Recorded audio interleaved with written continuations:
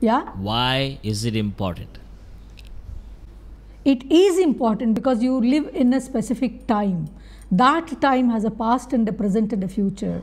And whatever you live or live through is influenced by something that has already happened. Yeah. So either Indian independence or the kind of literary history that was being constructed, where lots of people were marginalized and forgotten and not considered at all. Along with this, these kind of engaging with poetry brought all this into me. Sure.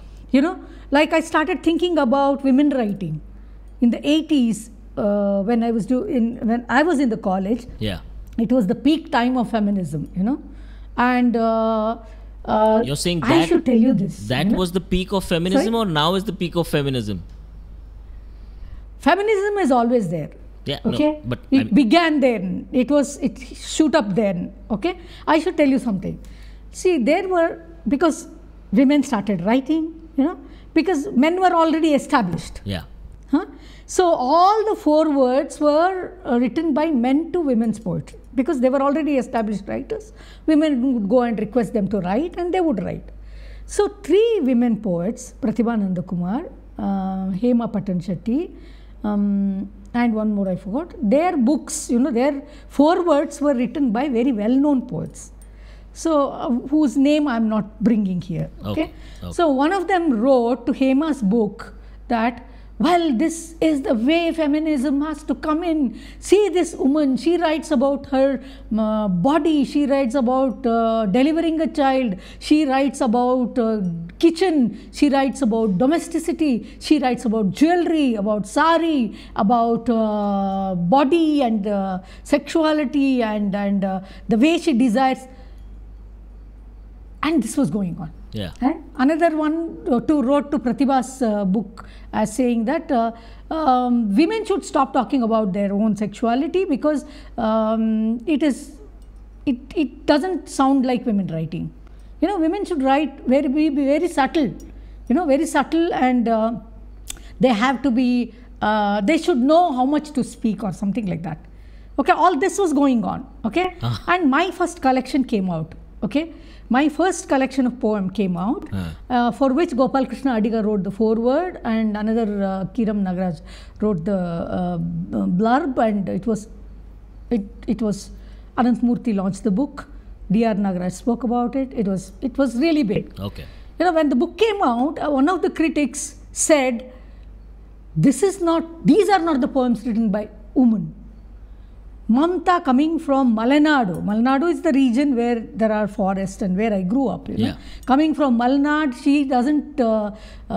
There's as a woman, she doesn't write about. There is no fragrance of flower, jingles of the anklet, no. Nature, the way it has to come by a woman, and there is no love poems, that kind of love poems that women write for men, and all this. Then I said, even then I had a shorter hair, I don't wear flowers, and I don't, I was not cooking then, I didn't know cooking. You don't fit his, you don't fit his framework of a woman. I don't, and my poems don't. Okay, I fit into his frame of women writing. Okay. So, as a woman, I should have done many things, which I haven't done. And, I cannot talk about politics.